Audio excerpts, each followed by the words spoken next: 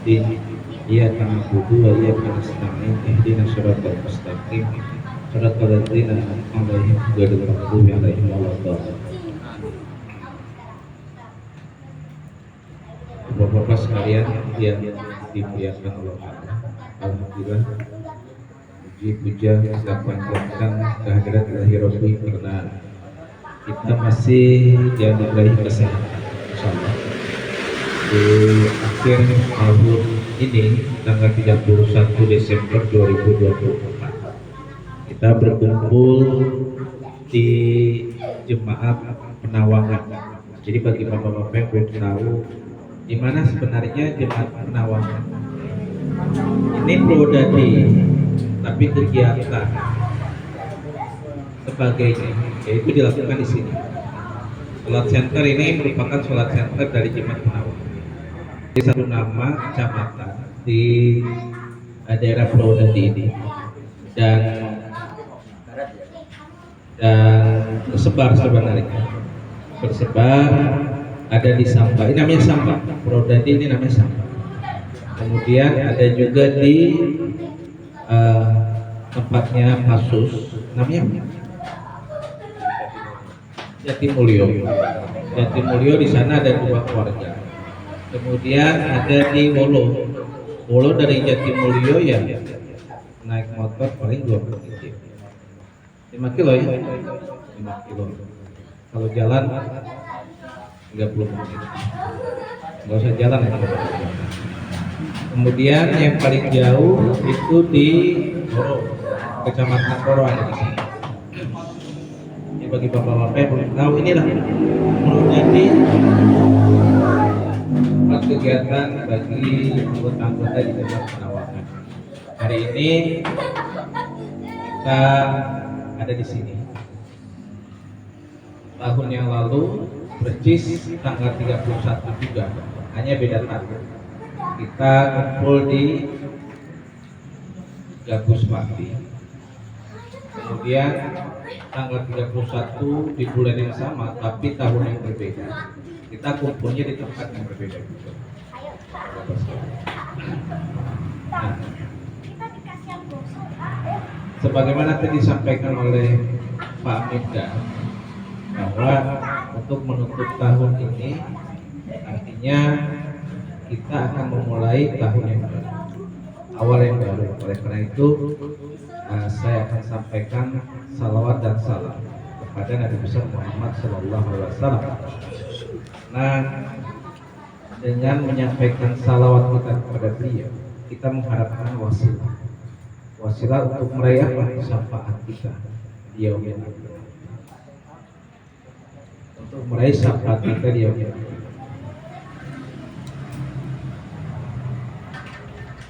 Yang kita bisa raih itu sebenarnya syafaat dari Nabi besar Muhammad Sallallahu Alaihi Wasallam. Suatu kali Nabi ditanya, kenapa engkau dijamin masuk surga oleh Allah Ta'ala?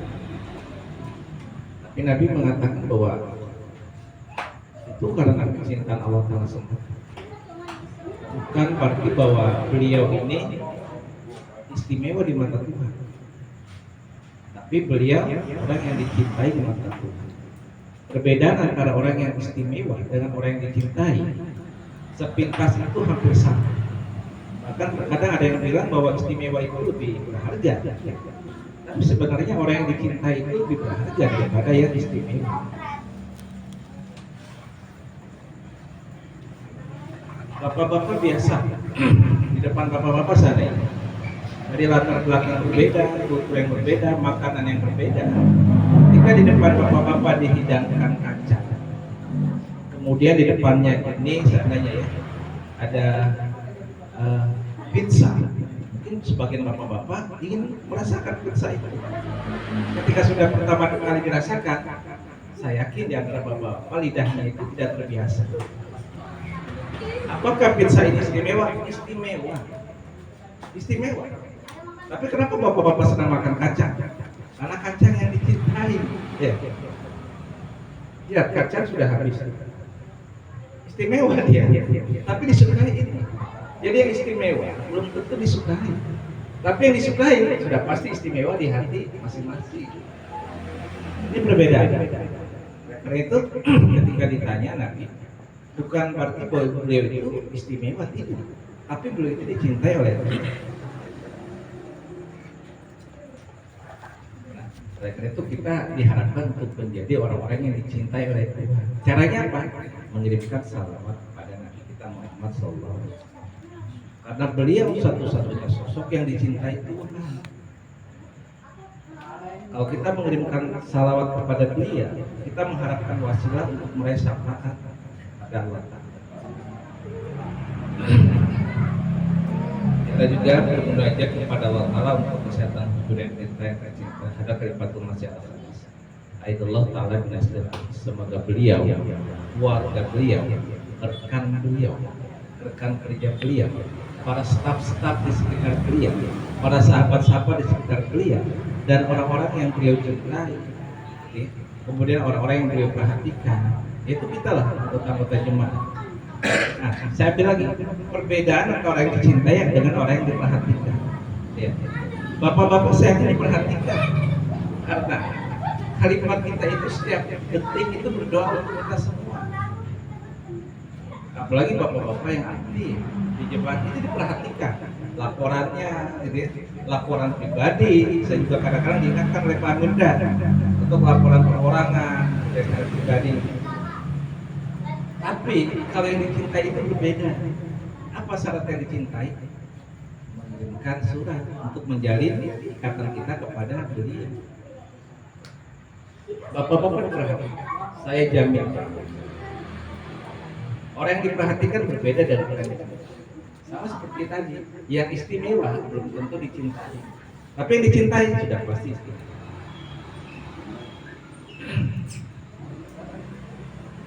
Bapak-bapak sekalian yang dimuliakan Allah, pada malam refleksi, saya ambil ini adalah malam refleksi, malam perenungan jati diri kita. Perenungan jati diri kita sebelum kita nanti tertidur, bangun dini hari untuk tahajud, itu sudah hari yang kita. Ini kita masih terpaut dengan Januari 2024, tanggal jam 00 Januari 2024 ya. Kita masih terpaut dengan itu. Kita belum masuk nih pada Januari yang depan. Artinya bahwa amal ibadah kita untuk 1 tahun ini, kalau menurut kalendernya Masehi, itu ditutupnya nanti jam 12. Loh, kok ditutup? Tanggal 1-nya kita dibuka lagi yang baru. Tanggal 1-nya kita dibuka lagi yang baru. Sebelum kita ditutup, banyak-banyak kita merefleksikan ini. Masih ada jeda waktu berapa jam ya? Sampai jam 12 malam. Ini sudah jam 8. Jam 12, jadi ada 4 jam untuk merefleksikan diri kita, mengingat semua kelemahan.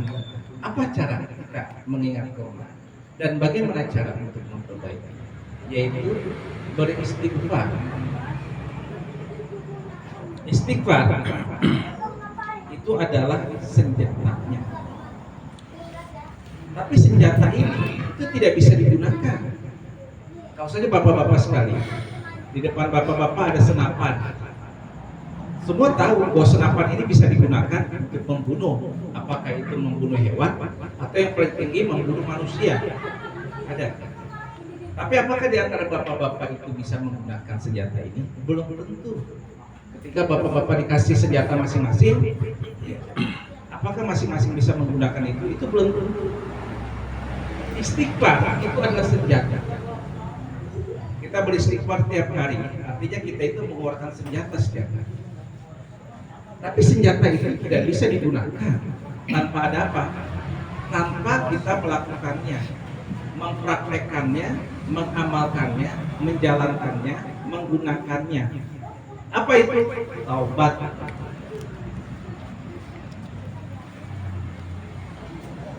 Jadi cara untuk menggunakan senjata istighfar itu adalah taubat.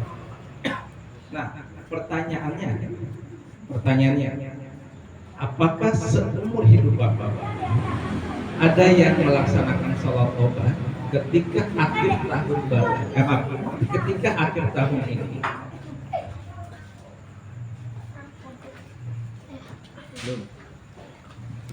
Nah ini kan refleksi juga bagi kita.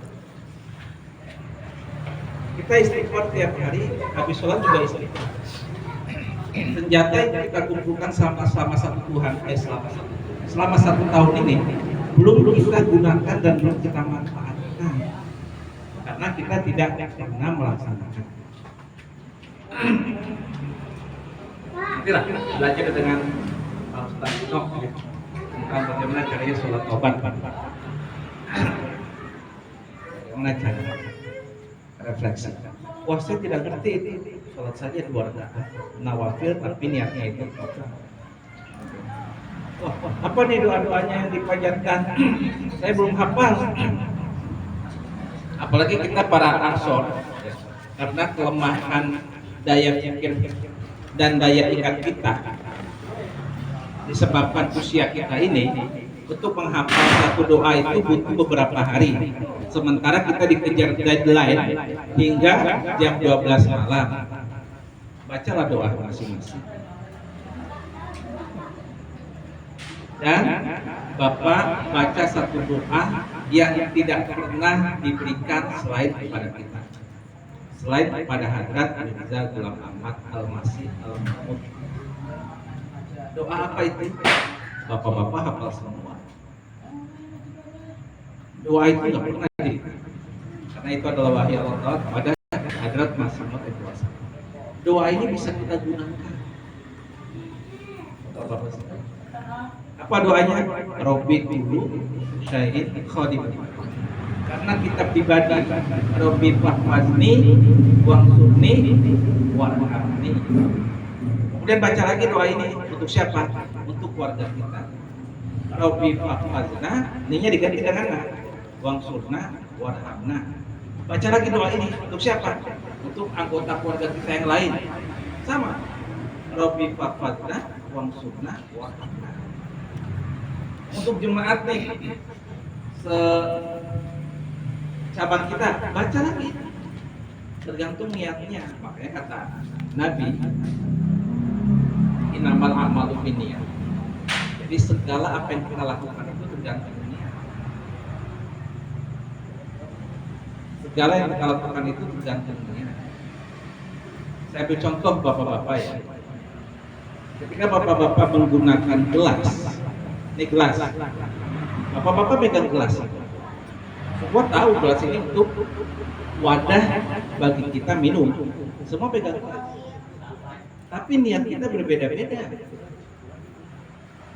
Ada gelas, kemudian di sana ada air kopi, air teh, kemudian air putih dan macam-macam ya. Ada air yang berwarna, sirup dan sebagainya. Semua tahu ini gelas. Digunakan untuk minum. Tapi yang memiliki niat itu masing-masing bapak-bapak. Ketika bapak-bapak melangkah ke tempat menyodorkan gelas ini, ada yang ngambil kopi, ada yang ngambil teh, ada yang ngambil air putih, ada juga yang mengambil sirup dan sebagainya. Jadi niatnya itu berbeda. Gelasnya sama, tapi niatnya itu berbeda untuk mengambil minuman. Itu juga dengan doa tadi. Rabbi kulus en khadimuka, Rabbi fafadna, wangsurna, warhamna. Itu sama tuh doanya.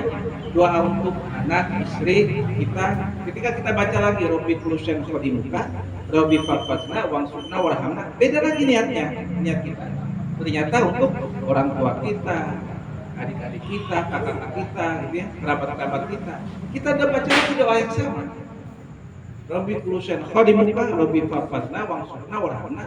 Tapi niatnya untuk anggota jemaat kita yang ada di cabang kita, yang ada di wilayah kita dan sebagainya, dengan doa yang sama. Tapi niatnya berbeda. Begitu juga dengan tadi sholat, meski 2 rakaat, tapi niatnya berbeda. Niat bapak-bapak berbeda ketika melakukan. Ini malah merefleksi. Merefleksikan diri kita, merenungkan. Refleksi itu kan cerminan, kita berkaca. Hari ini kita berkaca, sudah jadi apa kita dalam 1 tahun ini? Wajahnya sama saja, tapi tidak berubah. Rambutnya mungkin agak cepak sekarang atau agak gondrong, dia sama. Yang kita lihat di cermin kita itu adalah ruh kita itu sudah sampai batas dan ke arah mana. Apakah sholat kita lebih baik setiap hari? Sholat itu kan pengorbanan dari sisi kerohanian. Apakah pengorbanan dari sisi jasmani kita itu juga lebih baik? Pengorbanan dari sisi harta kita juga lebih baik? Bapak nanti malam bangun, itu juga sebuah pengorbanan. Kemudian ngambil wudhu, itu juga sebuah pengorbanan. Kalau bapak-bapak kita berkumpulnya di Gunung Buia saat dingin-dingin ini, hari ini di sana sedang dingin-dinginnya, tanya Pak Hendro. Airnya pun dingin. Itu malam-malam, subuh-subuh, jam 3 kita bangun, itu pengorbanan. Udaranya, pipanya kencang, airnya juga dingin. Kita berdiri, itu kan pengorbanan. Karena memang hidup ini pengorbanan. Ketika kita bangun tidur pun itu sebuah pengorbanan. Karena itu kita merefleksikan diri kita berjimih. Pengorbanan rohani kita, ibadah kita itu seperti apa? Pengorbanan jasmani kita itu sudah seperti apa? Dan pengorbanan harta kita itu sudah seperti apa? Sebelum kita tutup tahun ini untuk membuka lembaran baru tahun tanggal 1, si malaikat mencatatnya juga berbeda. Kertasnya masih putih, tidak banyak tinta dan tidak banyak coretan. Jangan salah bapak-bapak, ini malaikat juga banyak coretan. Loh, kok bisa banyak coretan? Kembali kepada niat. Niat yang jelek biasanya ditahan. Tapi katanya kalau niat yang baik langsung dicatat, baru dia tuh berikutnya. Ketika ada orang yang ingin melakukan kejahatan, atau pas ketika dia melakukan kejahatan, itu kan sudah tentu. Tapi ketika dia mau mengeksekusinya, dia sadar, itu catatannya kan dicoret. Tahun depan, tanggal 1, kita akan membuka lembaran yang baru. Di usia kita yang berbeda-beda, dan kita ini sedang menghadapi di depan. Apakah kita akan sampai kepada ujungnya nanti atau tidak? Apakah hidup kita, cermin diri kita itu sama saja dengan hari ini yang kita akan tinggalkan? Kita tidak tahu. Yang tahu cuma kita saja. Yang tahu hanya Allah. Oleh karena itu, untuk memulai langkah yang baru, khalifah kita yang tercinta yang kedua, itu diberikan pesan oleh Allah Ta'ala untuk membuat 2 gerakan baru. Pertama adalah Tarikhul Jadid, dan kedua adalah Waqfi Jadid. Itu 2 gerakan baru. Tarikhul Jadid yang tadi saya sampaikan itu kan bulan Januari. Bulan Januari kita diawali dengan sebuah gerakan baru dari sisi pengorbanan yang tentunya jasmani, tapi harta.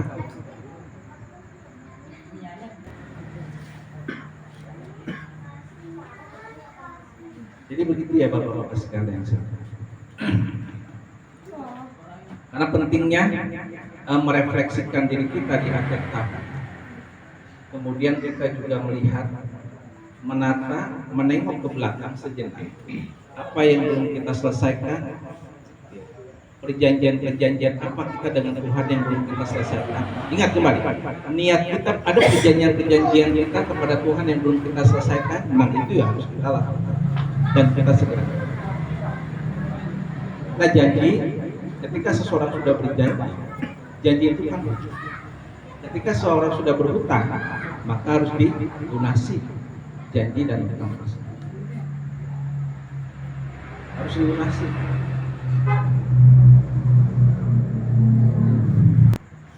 Nah, itu setiap tahun seperti itu. Ketika kita itu tidak diuji oleh Tuhan, kita wajib gelisah. Apakah Tuhan ini menganggap keberadaan kita itu ada atau tidak? Makanya kan suatu hari ketika sahabat itu bertanya kepada Nabi, kenapa Nabi itu tidak pernah sakit? Ketika beliau usianya sudah sepuh, baru beliau sakit. Kemudian apakah Tuhan itu tidak sayang kepada saya? Sakit-sakitan aja. Nabi malah bilang bahwa Tuhan itu sayang kepada engkau. Tuhan tidak sayang kepada saya. Setiap hari saya berdoa supaya Tuhan memberikan saya penyakit. Tapi Tuhan tidak pernah itu mengabulkan itu, tidak memberikan saya penyakit. Padahal Tuhan memberitahu saya bahwa ketika seseorang itu diberikan penyakit, ketika seseorang itu diberikan penyakit, sebenarnya Allah Ta'ala ingin menghapus kelemahan-kelemahan dia. Ketika dia bertahan dengan penyakit yang berat, Tuhan itu sudah mengambil dosa-dosa dia dari yang awalnya kecil sampai yang besar. Ketika ditanya, kok bisa? Biasanya orang yang sakit itu udah gelisah dia. Gelisah, ada yang marah-marah, ada yang dan sebagainya. Bagaimanapun ada syaratnya. Syaratnya itu adalah sabar. Jadi orang yang sakit penyakitan itu dituntut kesabaran yang tinggi. Ketika kesabaran itu dia dapatkan, itu sebenarnya yang bisa meruntuhkan dosa-dosa. Tapi setelah dia selesai penyakit, besoknya dia melakukan dosa lagi, dapat lagi dia. Jadi orang sakit pun sebenarnya itu sebuah ujian. Semuanya diuji, hanya bagaimana kita bisa merefleksikan diri kita untuk melihat apakah ujian ini sebuah bentuk kasih sayang kepada kita atau tidak. Ada ujian-ujian yang bentuknya itu adalah musibah dan itu bentuknya itu azab. Tapi harus dipahami bapak-bapak sekalian, kalau azab, nih ya, perbedaan antara ujian dengan azab. Kalau ujian itu hanya kita, dampak sekelilingnya tidak ada.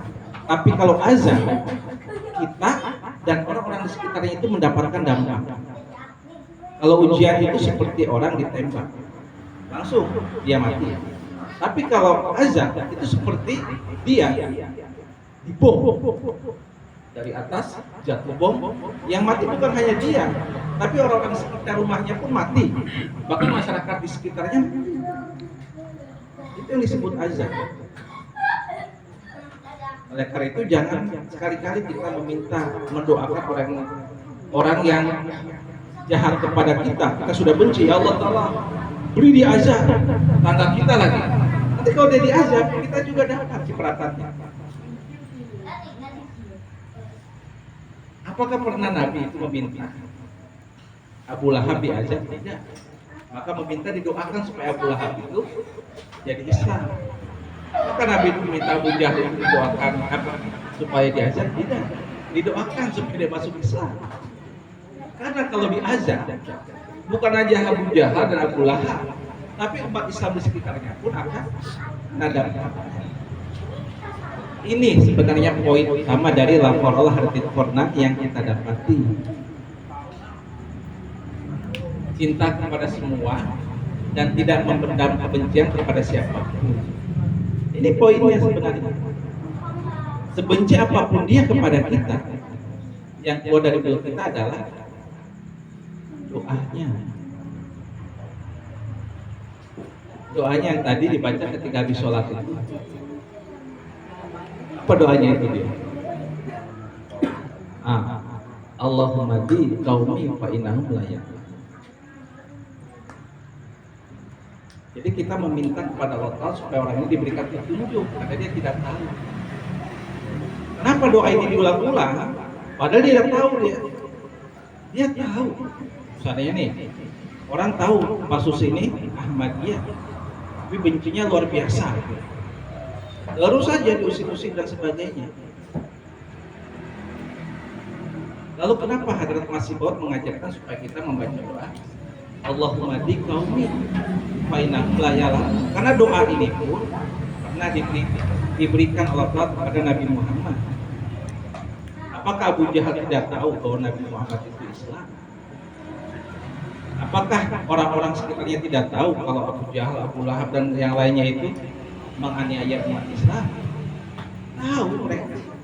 Tetapi kenapa doa ini yang selalu disampaikan oleh Nabi kepada mereka di hadapan Allah?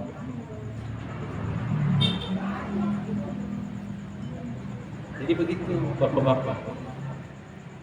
Jadi semakin banyak yang membenci kita, maka semakin banyak pahala yang kita dapatkan kalau seandainya kita mendoakan mereka. Kalau kita mendoakan mereka.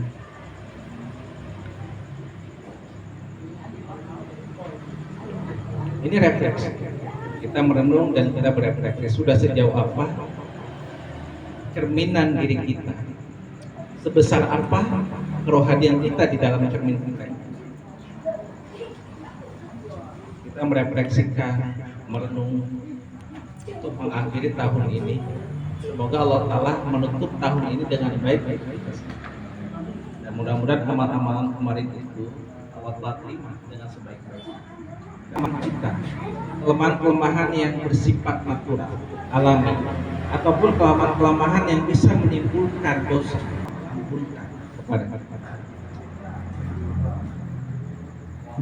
Dan yang lebih utama adalah kita berdoa semoga keyakinan dan keimanan kita hari ini itu tetap terjaga hingga bertemu nanti di akhir tahun yang sama, dan terus seperti itu.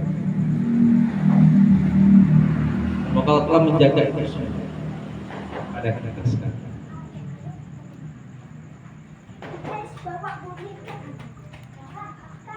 Harap masih pakai salam itu ditanya, apa tujuan dari engkau, kita sebagai manusia? Apa sebenarnya tujuan Tuhan itu menciptakan kita? Dan pertanyaan itu ditanya berkali-kali. Akhirnya beliau paparkan dengan panjang lebar di dalam apa filsafat ajaran Islam. Apa tujuan manusia diciptakan di dunia? Dengan satu ayat yang sederhana. Wa ma khalaqtul jinna wal insa illa liya'budun. Tapi dipaparkannya berlembar-lembar oleh beliau.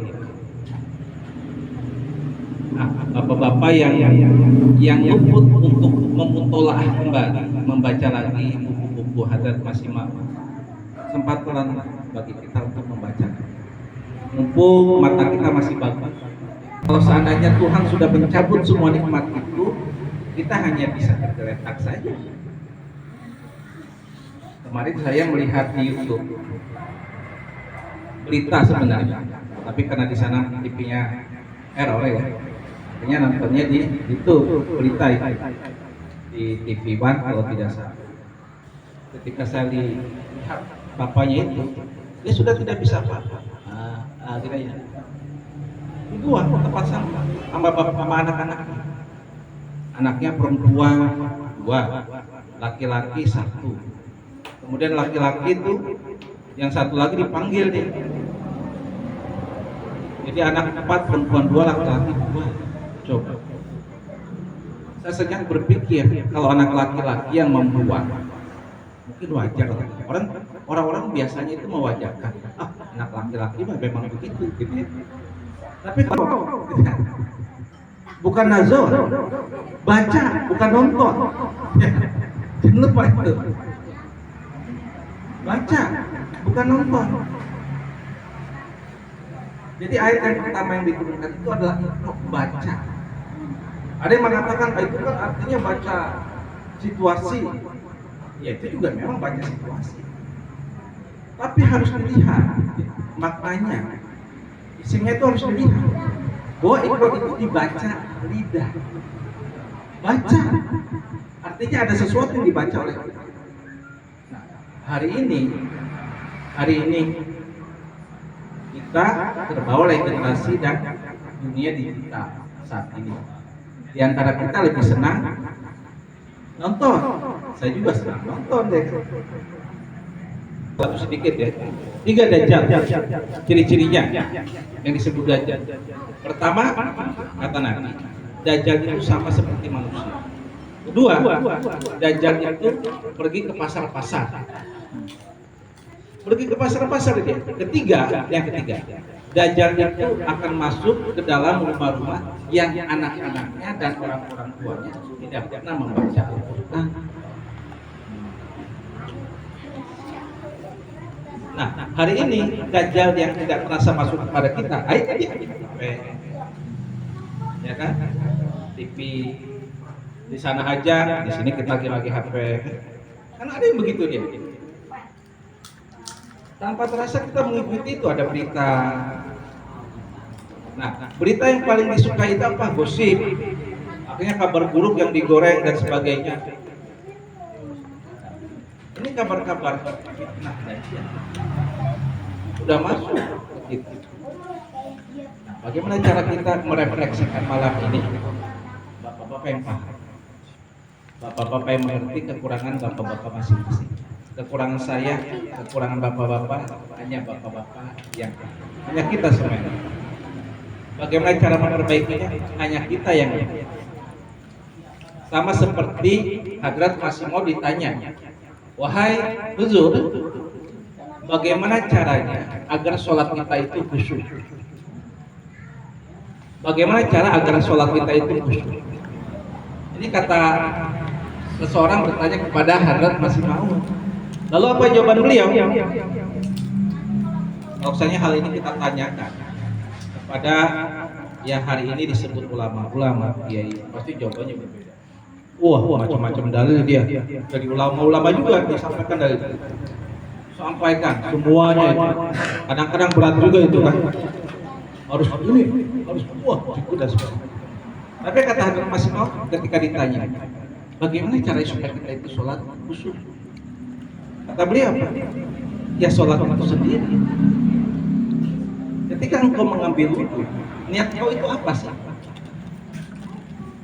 Ada tidak ketika kita ngambil wudhu, niat kita itu sholat? Kadang-kadang kita ngambil wudhu, tapi pikiran sedang kemana-mana gitu ya.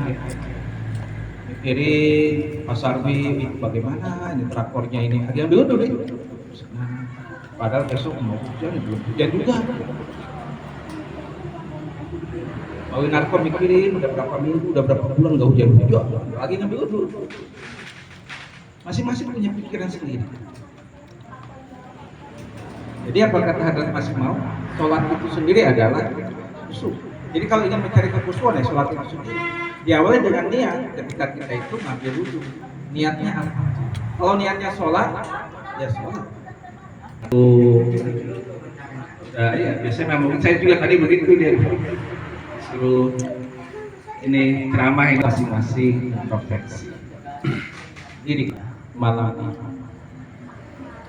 bahwa marilah kita berdoa kepada Allah, semoga Allah Ta'ala mengukuhkan keimanan kita, menjadikan kita pribadi-pribadi yang mukhlis di hadapan Allah Ta'ala, bukan di hadapan orang-orang di sekitar kita. Perbedaan orang yang mukhlis di hadapan Allah Ta'ala dan di hadapan orang-orang sekitar kita. Kalau di hadapan Allah Ta'ala kita mukhlis, belum tentu di hadapan orang-orang sekitar kita itu kita mukhlis. Orang yang mukhlis, orang yang baik. Lawan baik itu apa? Buruk. Jadi orang yang baik pasti dia memiliki musuh-musuh karena mereka itu buruk. Wa akhir da'wana alhamdulillah.